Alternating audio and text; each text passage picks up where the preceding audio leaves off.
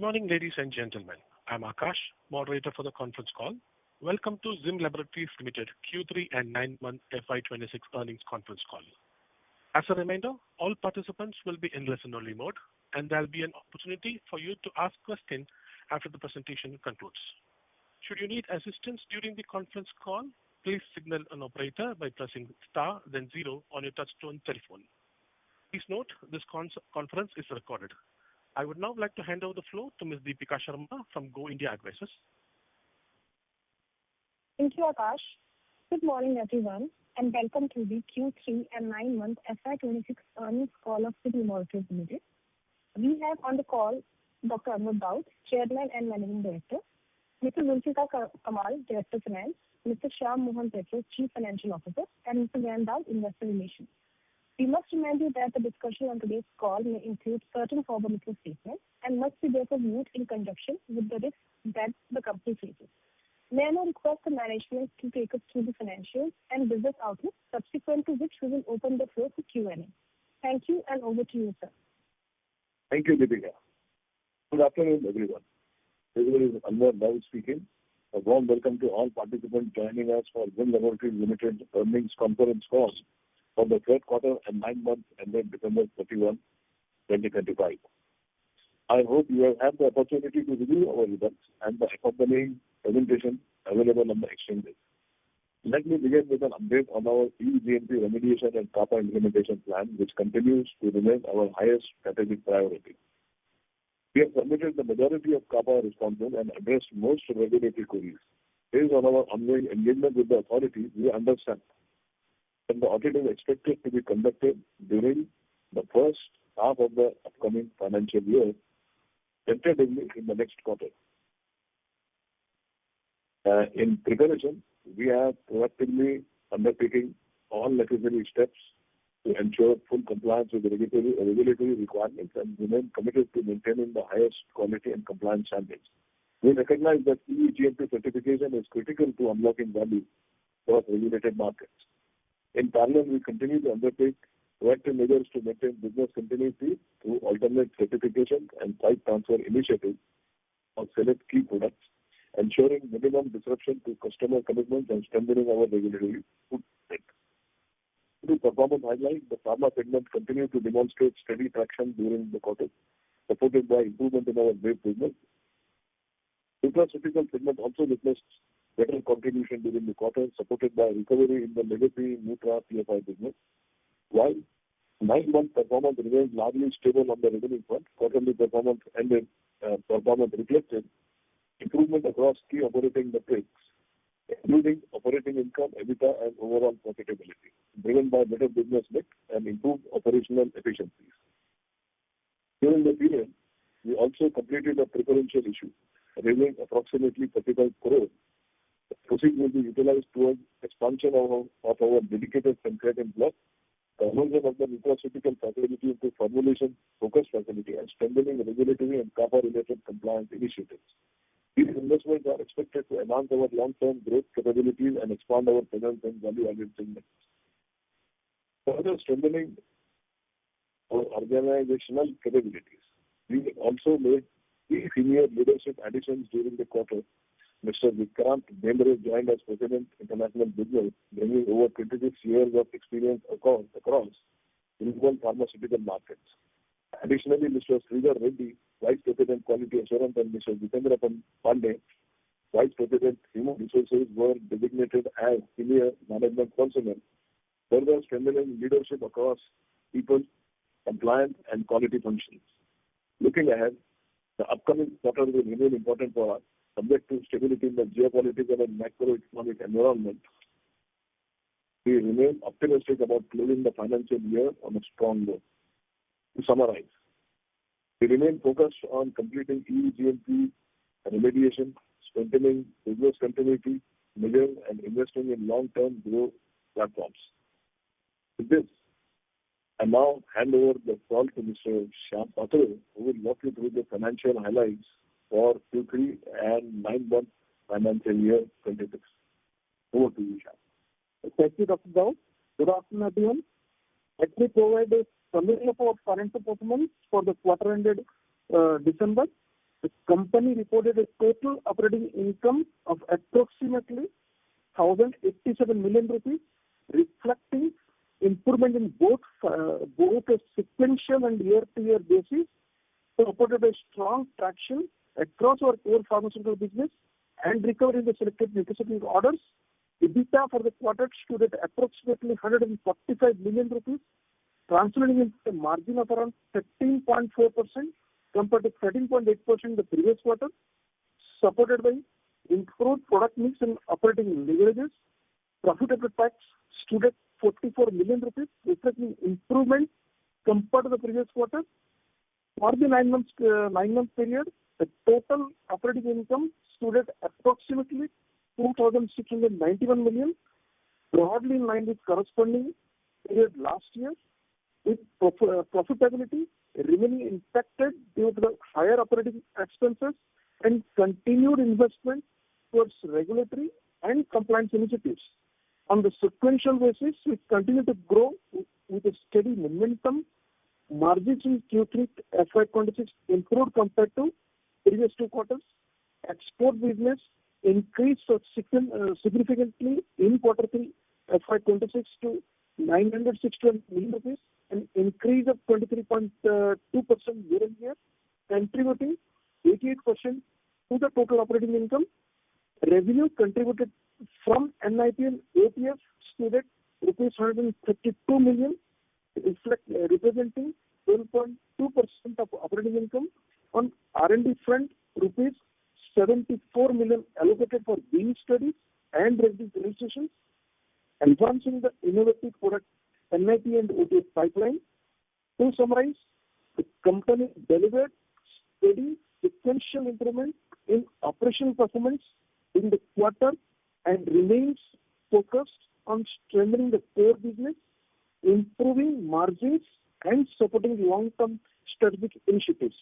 With this, we now like to open the floor for the Q&A. Thank you. Thank you, sir. Ladies and gentlemen, we will now begin the question and answer session. If you have a question, please press star and one on your telephone keypad and wait for your turn to ask the question. If you would like to withdraw your request, you may do so by pressing star and one again. In the interest of time, we would request the participants not to repeat the same questions. Ladies and gentlemen, if you have any questions, please press star and one on your telephone keypad. First question comes from Mr. Madhur Rathi from Countercyclic Investments. Please go ahead, sir. Thank you for the opportunity. Sir, I was looking at our previous annual reports and so I'm trying to understand, sir, what is the issue with this NIP and OTF products, because even during 2013 to 2015 period, we were very optimistic on these products, but they haven't been able to scale up. And I think we were at a conference in 2017 or 2018, we were speaking about this for the European markets, but even that hasn't been able to scale up. Sir, so is the problem in product selection strategy or the product offtake strategy for these differentiated products? That's why it's taking so long. And how do we plan to scale it up going forward? Well, as I've already stated in my opening remarks,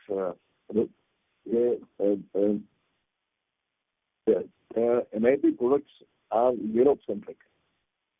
And we know in the last July we were inspected and we have received a non-compliance in GMP. So that's why the products, the traction which we were supposed to receive with few of our products which had completed the final run on the way to receiving MA could not be put inside the market in spite of our having signed very solid contracts with points towards an inflection point in the company's NIP business. So we are waiting for this non-compliance to be completed. We have strong support from the partners with whom we have signed agreements and out-licensed these NIP products.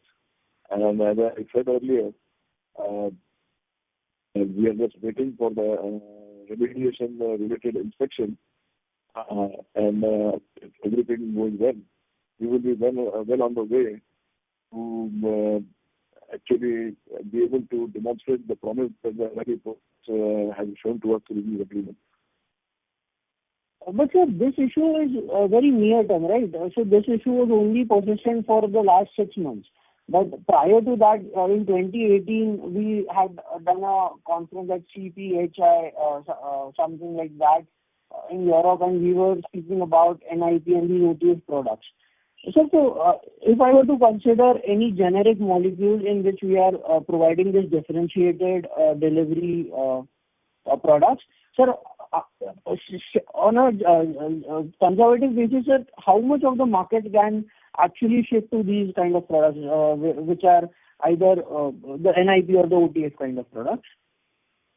Yeah. So Madhu, this is there here.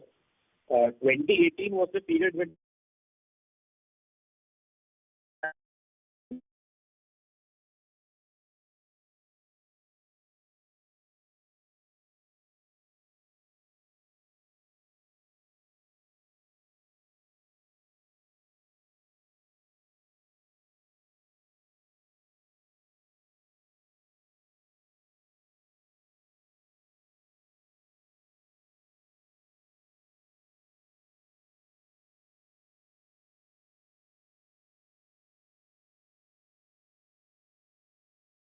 these are already picking up in the ROW and pharmacy market. The only question is about the EU markets where this has to be commercialized, and as Dr. Daud explained, this will happen once we complete our remediation. So I think on the timelines, 2018 is when we started development, is not when we were planning to commercialize. Our commercialization timeline was set for 2026, which has been moved up by a year or so just because of the EU GMP remediation process that we are in. Right. Sir, so where should I look at our business from FY27 perspective in terms of top line and bottom line? Where do we see our business growing? Well, to start with, what we have in our hand is our regulated and emerging market business. We'll continue to see the traction there, because one by one, most of these NIP products are also getting registered in our markets where we already have a presence. As you must have noticed during my remarks, we have in place now a fantastic team of business development region-wide, and very dynamic leader for the team has joined the company recently. We hope even in the ROW and emerging markets, you will see, we don't know, I can't give you the numbers yet, but I can, I'm sure that there will be strong traction in the NIP products. We are all excited about their, getting registered one by one in the markets that we have. And this year, you will see demonstration of that in the ROW and emerging markets in terms of the business that we can get for these NIP products. And of course, a critical milestone is getting the remediation for our EU accreditation through, which is expected tentatively by June or July, before that. And after that, we already have the agreements in place. So we are positive.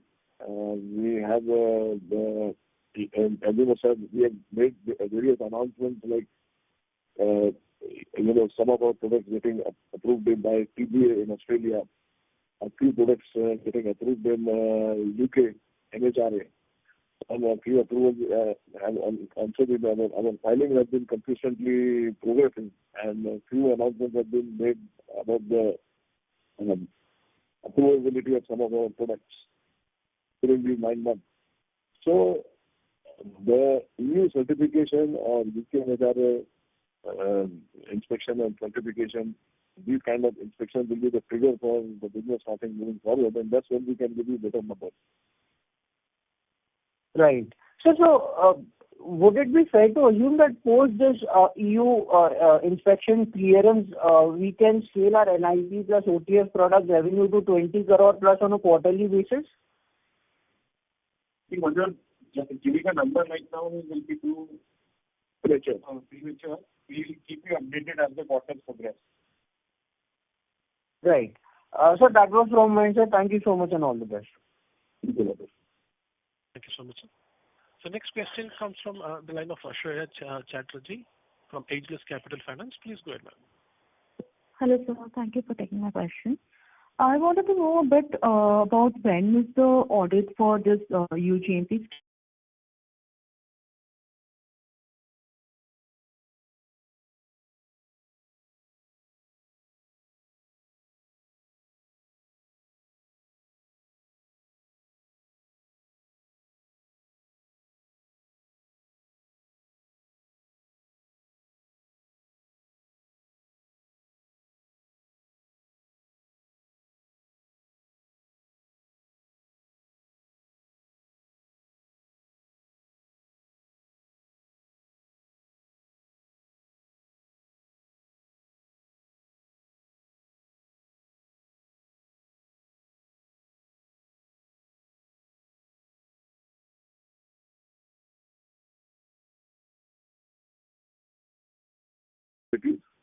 And several action taken reports have been submitted to the authorities, and by this time, excepting for one or two points related in the CAPA,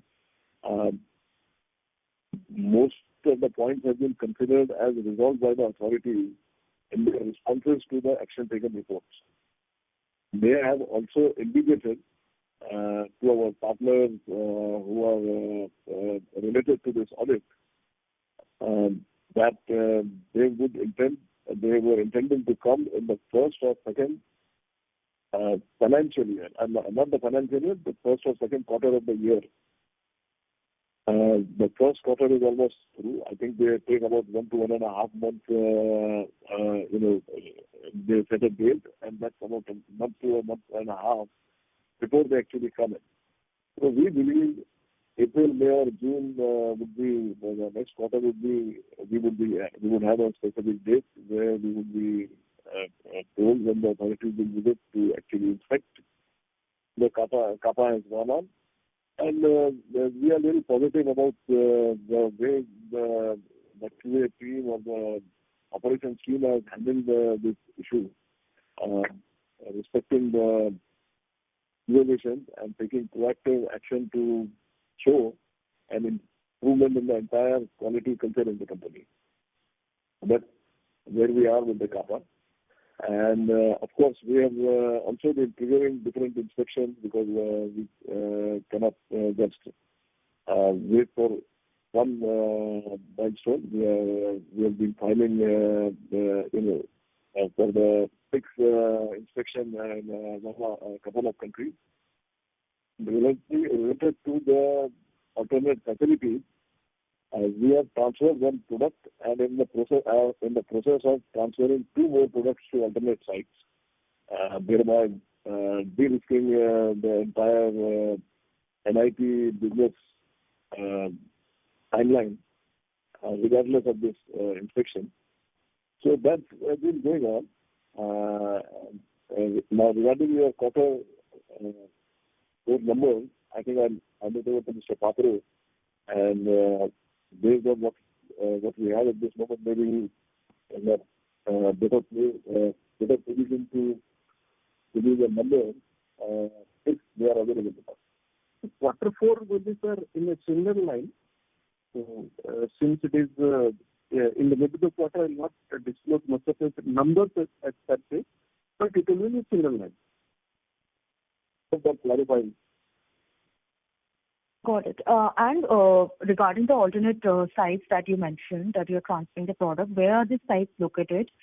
And more than that, we will not have liberty to disclose because we need their confirmation as well. And this will have an impact on our margins, right? Given that we are taking the other sites. If you could quantify the impact. It has a nominal impact. It will have a nominal impact. Not something where it would drastically affect something, because we would also be having similar expenses when we manufacture, right? Okay. So if I understand correctly, for them it's a contract manufacturing business. The net impact will be actually the cost it takes us to manufacture for our film versus the cost it takes them to contract manufacture for us, which is a very small fractional addition to the entire cost. The margin remains with us substantially. So then, with all your like 4 or 5 products that are supposed to be launched, when do we see the impact of launch? Given that you clear the EU GMP audit, will it be the second half of the year when we see a sharp uptick? If you could just give a timeline to that. In the second half of the year, more clarity will be in the last quarter. We are being conservative here. Last quarter is when we will see. Got it. And so, how much of spending are required for this CAPA remediation and everything, like the recent fundraise that you did? How much of that is utilized for all this regulatory process? How much of that?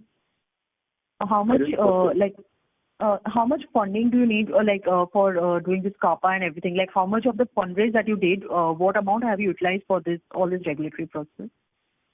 I think my co-promoter will explain this to you better, because this is a plan. I just said that we are planning to have a potential issue.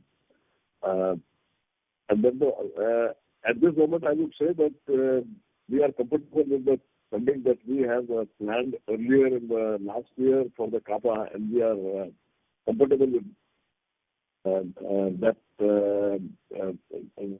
The budget that we have, we are well within the budget, but we are planning to have a surplus with us, a buffer with us, so that after some comments could come up during the remediation inspection, we should be ready to be able to bring any other compliance that is required and put it in place very fast. So this is just a budget, so that and a plan to keep some reserves aside for remediation, just in case something comes up. With what we have and what we have done and the time that we have taken, we are very near the end game, and we are waiting for the authorities to just announce the dates. Any amount that you would want to quantify for this CAPA remediation whole thing that is going to happen? Yeah. So out of the funding what we are taking, around 35 crores, around 10% we have allocated for the CAPA. Got it. And so, could you please disclose the inventory days and receivable days for this 3Q, third quarter, or 9 months?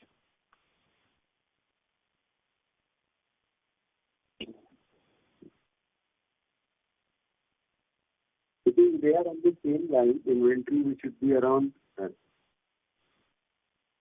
inventory is around 94 days, and receivable will be around 105 days. Got it, sir. Thank you. That's all from my side. Thank you, ma'am. Participants, we kindly request you to restrict with 1 or 2 questions in the initial round and get back to the queue for the more questions. The next question comes from the line of Mr. Gautam Gupta, an individual investor. Please go ahead, sir. Thank you for letting me speak. Mr. Daud, I want to ask about this preferential issue. That why do we have to do this preferential issue at this price, that to Florent region? Hello? Well, we've just given you that's already there in the public domain, the reason for that. We have a small capex remaining, and we think that in the interest of the company and its investor, it's not prudent to borrow this kind of money at this moment. When we are well funded for the business that we are doing, but we need to complete and tie up certain ends, which would result in better cost control, better margin for the company, and better regulatory compliance as well. So all those initiatives which were on the line at some point, which were to be funded, had we had not had this non-compliant after the inspection, and if those funds had been available, we would have use internal approvals for these briefings are necessary and need to be done. So now we are using the fund from home investor. We make the investor, and it's in the interest of all investors that as well that the company completes its CapEx program, initial CapEx program, so that it is well prepared for the next wave where the NIP business takes strong traction. And for the future, in the future, we do not come across very easily. We can change the culture and the infrastructure is in place. It's the kind of business that we are looking for.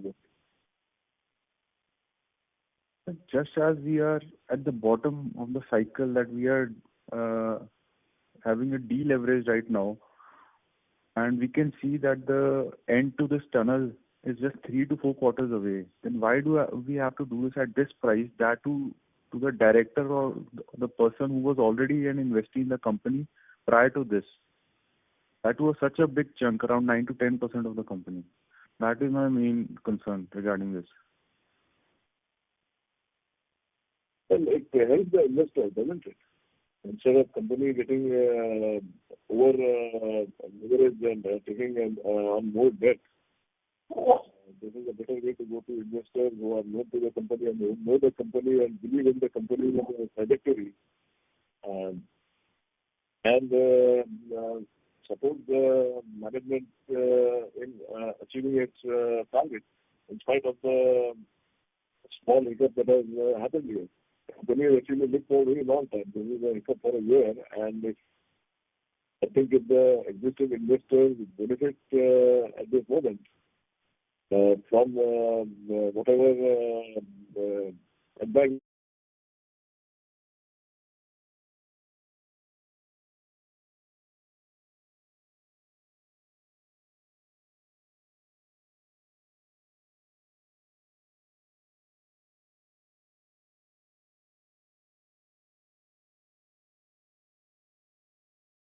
Yeah, it's not. I think this authority does not manage any other shareholders' prospects, and all minority shareholders have been agreed to this. And the rights issue can also be done if that's the case. Sorry? Rights issue can also be done if that's the case. At the same point, right? Have you considered doing the rights issue instead of preferential issue? Yeah, so that the promoters has to be then contribute, and as of now we have not thought of that on that angle. Thank you. Oh, okay. Thank you so much. Thank you, sir. Next question comes from the line of Mr. Darshil Pandya from Fintrust Capital. Please go ahead, sir. Yeah, hello. Hi, am I audible, sir? Yeah. Yes, sir. Just to take over from the previous participant, and then I have some questions for the main business. So the participant, the issue that we see as an analyst is that such a big investor coming again in the company, and then there might be some selling in the company again in near future. We do not know, and such issues are being highlighted in the past also. So that was the concern of giving one big chunk to an investor rather than us distributing to some other people as well, so that there is not a pressure on the company in near future whenever there is some good or some bad news. So that was something that we wanted to highlight as well. But I hope that since management has a relationship with the we have considered it. I think we have gone to an investor who is very comfortable with the way the company is managing its affairs. And as of today, if you see, as of today, the investor holds up in totality about 19%. Okay. Earlier he had started with 23%. Isn't that right? Correct. So earlier the questions are coming from the people that why Matthew was selling and why they were reducing their equity. So as a matter of confidence, they said, okay, then whenever you need fund, they added. So as a strategic investor, what Dr. Daud mentioned, that to just show the confidence that we are going on the right track, he added he offered for the. So with the preferential issue, it becomes 20. It goes through. It will become 22%. A few. It will become 18%. He has actually started with 22, and there was a period when it was diluted, about 11% was one time. Now he always reposed confidence in the way the management is running this company. So when the company needed funds, he came back. So that's his vote of confidence in that. So the company didn't want to borrow and show that on the balance sheet. And it needs to complete this its CAPA, regardless of whether it has the business, whenever the business starts, because the regulatory cannot wait for the business to start, right? So the company has looked at it in a very legal way and in the interest of all the shareholders. Correct. No, absolutely, sir. We understand that investors' trust is kept on with the management. It's just that it was suggestion, nothing else. And I hope that this turns out to be in a good way for investors. Thank you for the detailed answer. Sir, second question is on the pharma segment, which has which continues.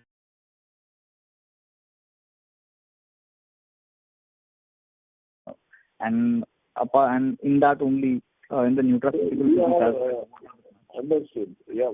What we are doing is we are withholding our remarks on the numbers of this moment, and growth numbers specifically, because the figure would be any regulatory market accreditation that the company has now going forward, where us informing our shareholders on where we will end up with the numbers would be a much more logical and realistic way of describing the future course of the company. As of this moment, we are in reality, so we are saying that our emerging markets will continue to grow and develop because we are taking all the measures on a conservative basis where we have strengthened our emerging markets team. I already spoke about the kind of people who have joined and in a position to take, even without the regulatory market entry with our NIP products.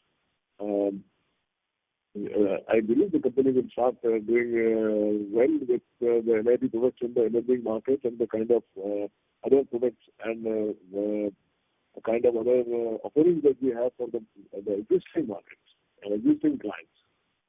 So it will continue to grow. Especially the oral film and NIP business as a percentage of the entire business. So we have shown quarter to quarter, action in those offerings regardless of what being in Europe. So that will continue. That momentum will continue because more registrations, more business have been filed and registrations are coming in one by one in these markets as well. And now with a very well strengthened business development team, we are expecting better results in a quarter or two. The investors will be able to see that. Understood. No, we'll wait for your update on this. Sir, just sorry for interrupting you. Request you to join the queue for more queries, sir.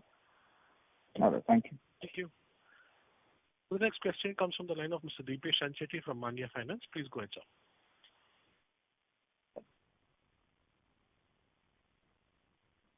Deepesh Sancheti, sir, please go ahead with the question, sir.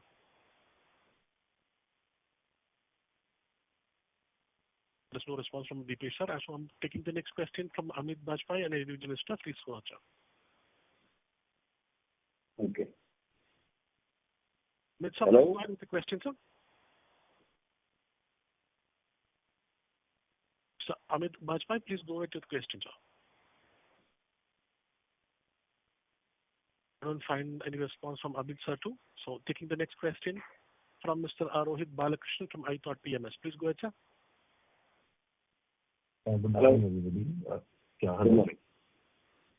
Sir, I just wanted to first understand your base business, sir. This was a good quarter. So how do you see this quarter Q4 in terms of the base business? Base business Q4. How do you see the quarter in terms of base business? It will be on the lines of the what I already informed you. We are we are going ahead with the base business as we have already. There was conventional growth, 10% or things like that. The NIP business inside this base business is showing increasing traction. NIP and ODS business has been growing, and you will see it in the fourth quarter as well. Okay. So there are no geopolitical headwinds. I mean, basically, last quarters, we were going through some challenges. Those challenges are easing out, but not gone altogether. As of this moment, we can give all we can say is that it will be similar to the last quarter. No more feeling than the geopolitical.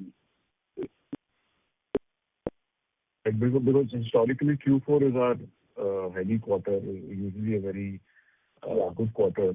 So you don't see any change in that, is what I should as of this moment. As of this moment, Fair enough. And sir, on this in the fund, the procedure fund, you mentioned you are looking one block for a product. So from what I can glean is that we've not yet received the MA for that. So what is it that I mean? So when can we expect that? And because you're going to put more money, so what gives you that comfort, and how are you thinking about the timelines towards getting the MA, etc.? We already have this one product, one block. It's a separate block because the product requires a separate block to be there. We believe once we start, we will be able to have an accreditation by I think the next March. And this should become the second site for manufacturing this product, because there's one product we feel has the potential to actually give a great traction to the company's chances. It's already in shortage in Europe, all the regulated markets. So once we start manufacturing this product, this is also a really big measure, because the existing facility as well as this block, when it is converted into a separate site, will give us actually two places where we de-risk ourselves and continue to manufacture this product, because the volumes are very high according to the agreement that we have signed. So it's a very strategic product for us, and that by March 27 we will have this block converted into a site. It's not that we will not be able to manufacture now in the existing facility, but converting it into a separate facility, a separate site with its own accreditation makes sense for the company. And this is dependent on one site for the key product. Got it. So you're saying March 26 or March 27? March 20. We will start converting the existing block into a site. There is already a block in our premises. It will become another site. So we will continue to use this block, but we will convert it into a site by March 21. So it doesn't actually affect the manufacturing capacity that we have. It ultimately de-risks the company's operations in terms of a very key product that the company has, where it believes that it can achieve some kind of a dominant position in several markets. So we will have two sites for this going forward, and that's helps the company. It makes the company and its customers comfortable. And in terms of the approval for this, Rohit, sorry for interrupting. No, can I just finish this question? I mean, then I'll join back. This is just a follow-up to that. We have to give a fair chance to all the other participants in the interest of time. I would request you to join back to the queue. Thank you, sir. The next question comes from Mr. Deepesh Sancheti from Manya Finance. Please go ahead, sir. Deepesh, sir, please go ahead with the question, sir. Your line is unmuted. Yeah, am I audible now? Yeah. The question was regarding the fundraise only. Do you think that was the price at which we did the fundraise was the fair value of the company? And Hello? what benefit does the strategic investor get? Hello? Hello? I didn't get your question.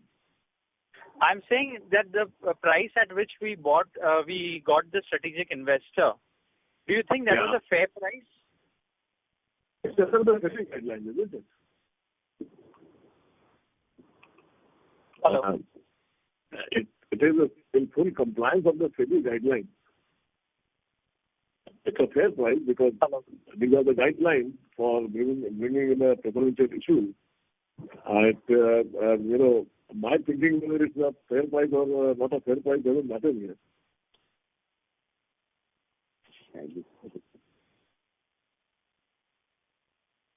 One thing you will agree with me is that if some internal accrual which the company was looking forward to be able to complete its different capex initiatives to prepare the company for the future growth and traction that we believe once we enter the regulated market we will have. We shouldn't wait for the business to restart to be able to do those things, because that will actually put us behind, and in the future that could lead to more technical and logistics issues we wanted to avoid. And that's in the interest of the company's overall strategy to enter the European market with key products. Customers also, the agreement that has been signed are of substantial nature. They are very important for the company's growth and sustainable growth in the European market. And they are the best way, and for the investors as well as the customers, the best way for this company to go forward is to actually manufacture these products in a compliant, in a GMP compliant atmosphere, so that that confidence to the customer is always there that whatever happens was an accident, and move on from there.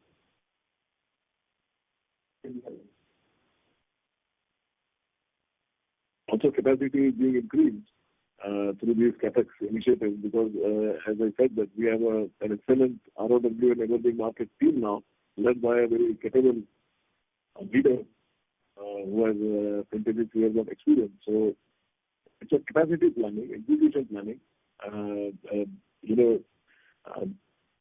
planning for recovering and actually demonstrating that the high R&D costs that this company incurs actually result in both with the investor expect from us.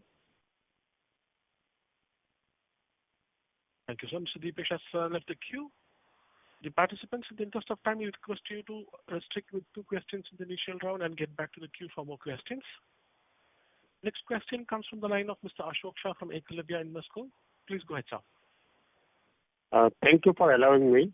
Sir, again a question is regarding the preference allotment. Sir, the said investor had not any trust in the capability of the management and also promoters, and was holding a large number of quantity of shares, and he sold out. And again we are giving shares to the same investor.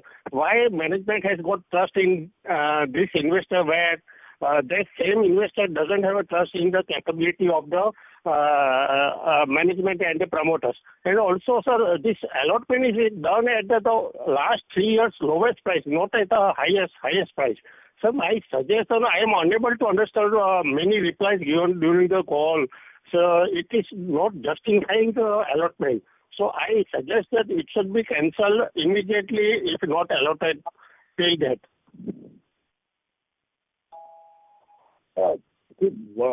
You could ask a question with the other investors before you have already asked it. Why did you sell it at this price? I'm saying that I don't have any control over it. It's because of SEBI guidelines. You are saying you must choose this investor, that every investor has a right to buy the company shares. In fact, the idea should be that we must appreciate that this investor came in the moment the company needed money, and it's in the interest of other shareholders that there is no debt on the balance sheet beyond what we have already borrowed.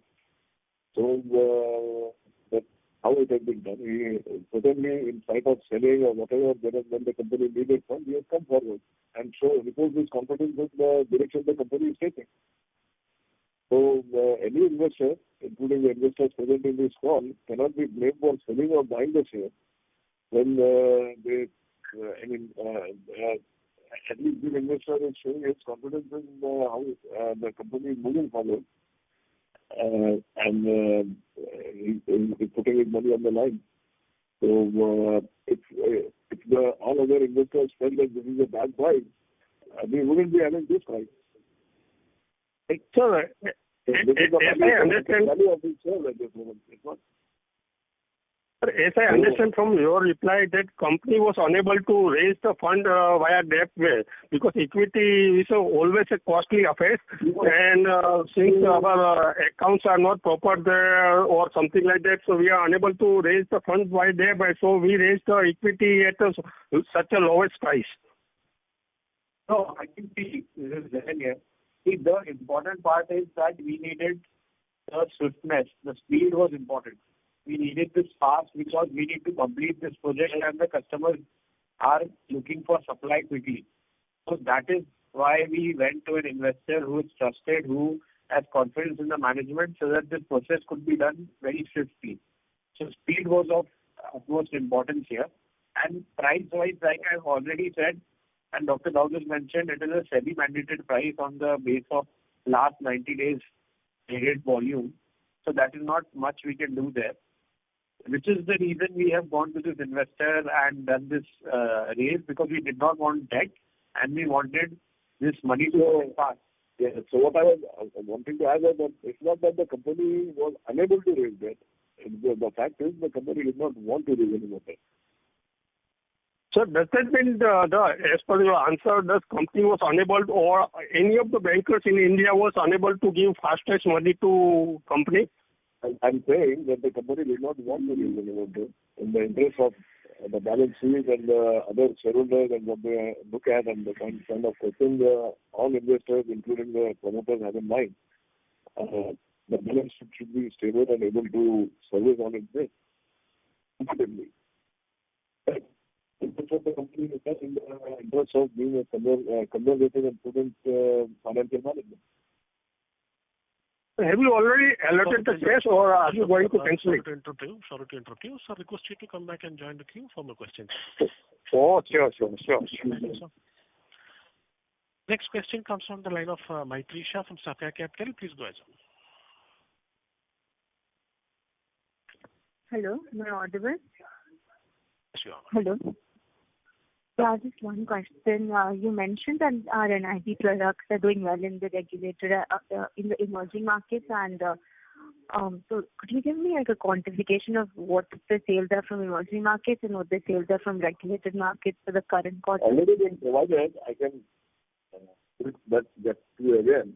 Yeah, I think, regulated markets is not there right now. The entire business is coming from ROW and emerging markets. So the entire sale that you see of the innovative products is from ROW and emerging markets. There is no regulated market sale in there right now. Okay. And once this remediation is done, we can expect sales coming from the regulated markets. So any sort of targets you have of what percentage of NIP and OTF products would they contribute to the total overall revenue? I think, like you said, we don't want to quantify it right now. Once GMP comes back, that will be a better time to quantify this. We will have better visibility. So in coming quarters, we will be able to give you that number. Okay, that's it from my side. Thank you. Thank you, ma'am. The next question comes from Pujit Agarwal, an individual investor. Please go ahead, sir. Good morning. So I just had two questions. The first question was, am I audible? Hello? Yeah, you are audible. Yeah. So the first question was in terms of key hires. Like I think that is a very solid move, and I congratulate you on that. I just wanted to understand, how much value can we extrapolate from ROW and emerging markets which are the key ROW and emerging markets that you're currently targeting, since we genuinely have a very broad bandwidth of products? I just wanted to understand regarding several key markets in the Middle East and CIS at this moment. We believe the kind of product that we have very good opportunities there. And we are looking at about 20% growth in the ROW markets. Got it. So these are ex-Bangladesh, right? Because Bangladesh, we are very heavy as a company. So these are ex-Bangladesh. We are focusing on. Yeah. Okay. Yeah. So it's in totality, but Bangladesh is stable. The 20% growth will substantially come from new markets. Got it. And we are talking about the formulation business here, not the PFI business, which is Bangladesh.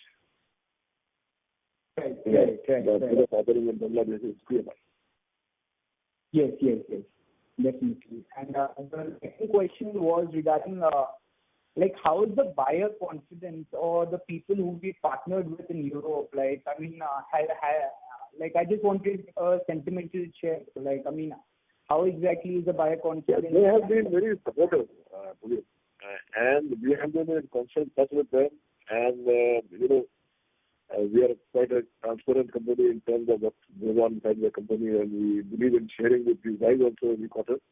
So we have been keeping them abreast about all the action happening here, including the actions taken and the reports that have been filed with the authorities. Every time the authorities come back with some formal note about what has been accepted, and especially the dates at which they are looking at visiting for a remediation inspection, for a repeat inspection. All those things are being shared with them. We keep meeting them. At this moment, I would say substantially we enjoy their support, and they are looking forward to launching these products in their own markets.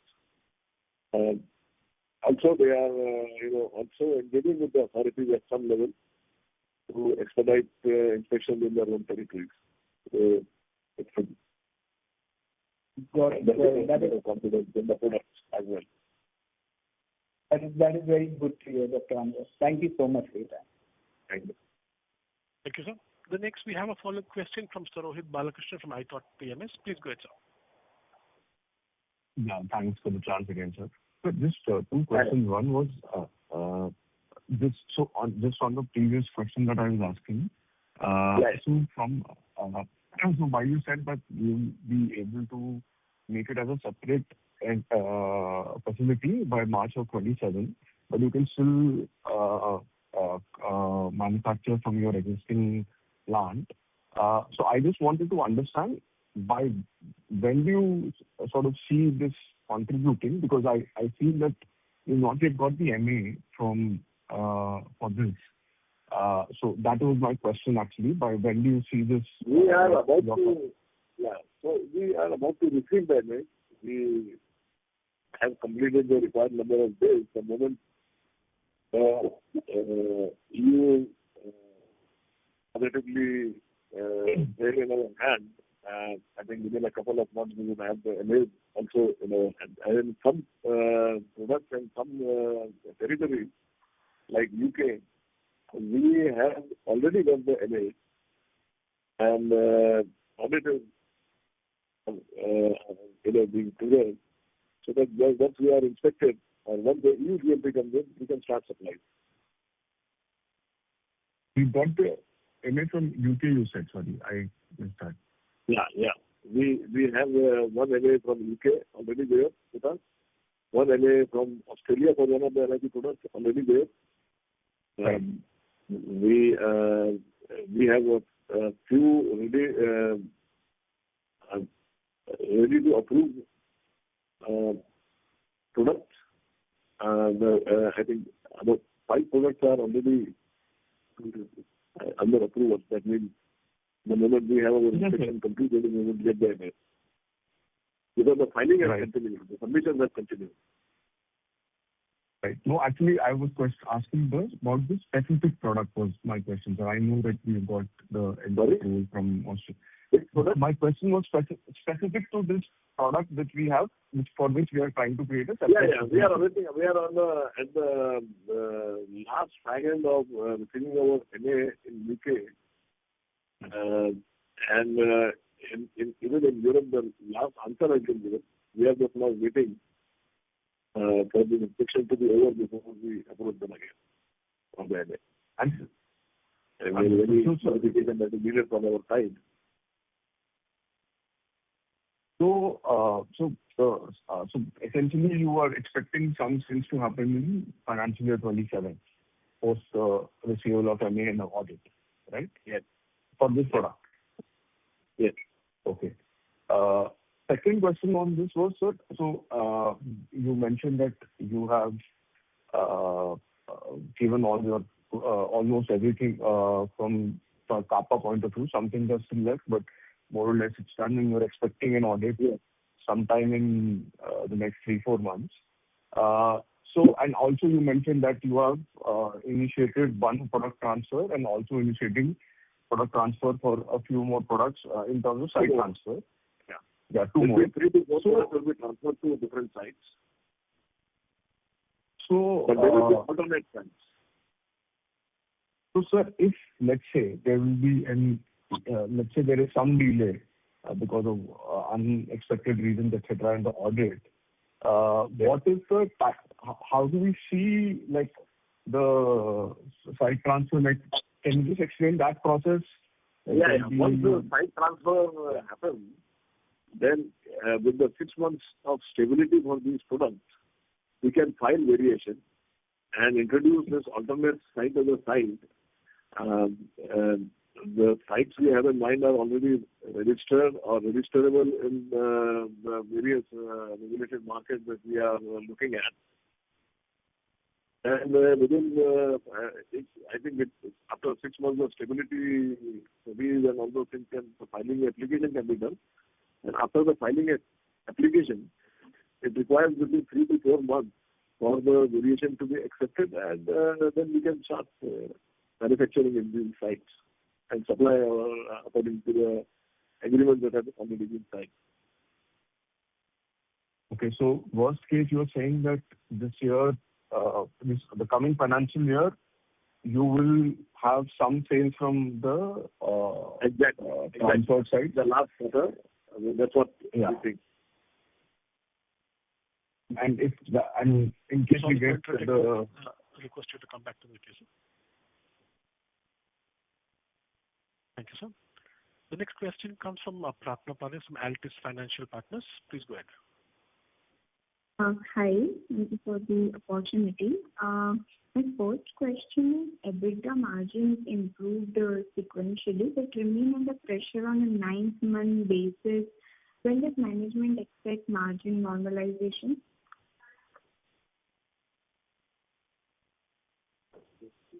Depending on the product, I think entry into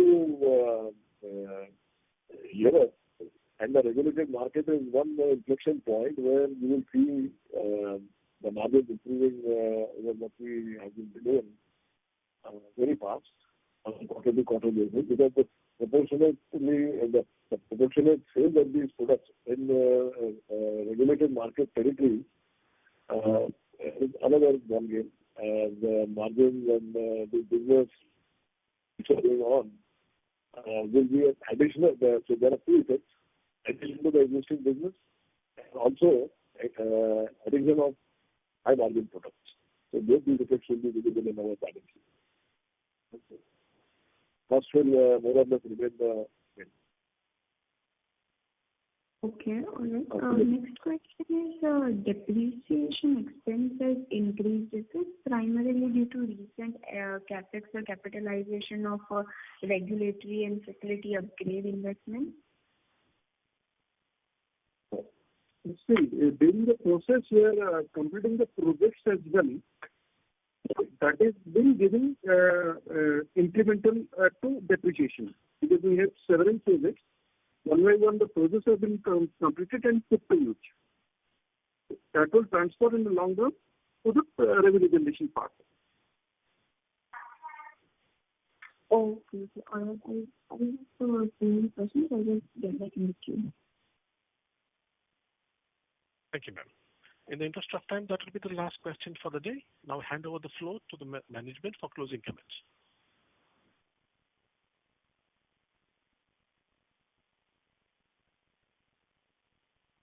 So thank you very much for joining us on this call.